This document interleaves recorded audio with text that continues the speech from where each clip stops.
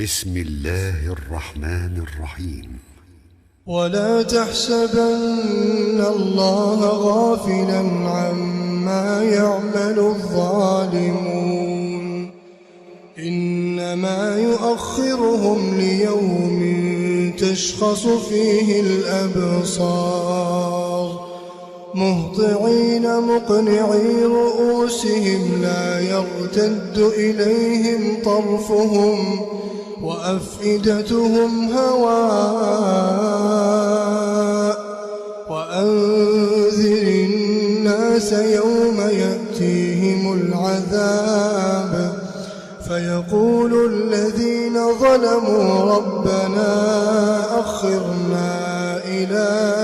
أجل قريب نجب دعوتك ونتبع الرسل أولم تكونوا أقسمتم من قبل ما لكم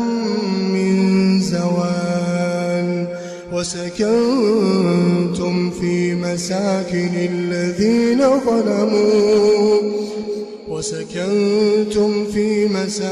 الذين ظلموا أنفسهم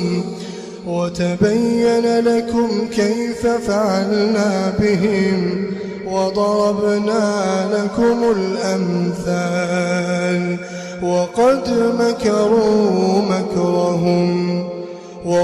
مكروا مكرهم وعند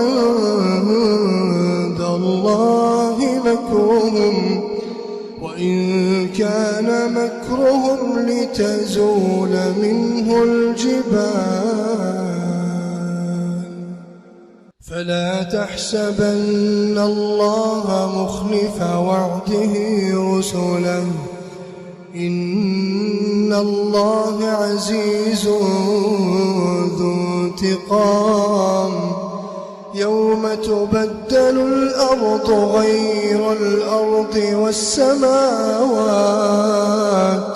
وبرزوا لله الواحد القهار يوم تبدل الأرض غير الأرض والسماوات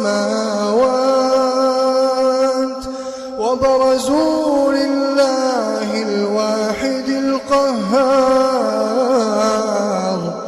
وترى المجرمين يومئذ مقرنين في الأصفاد سرابيلهم من قطران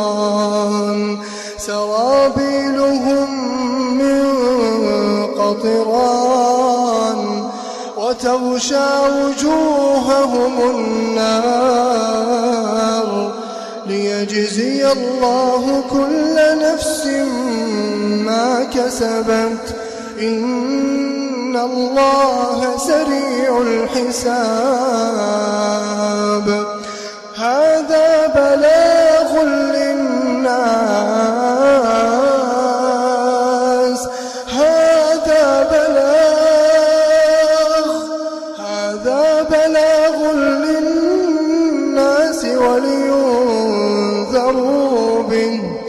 ولينذروا به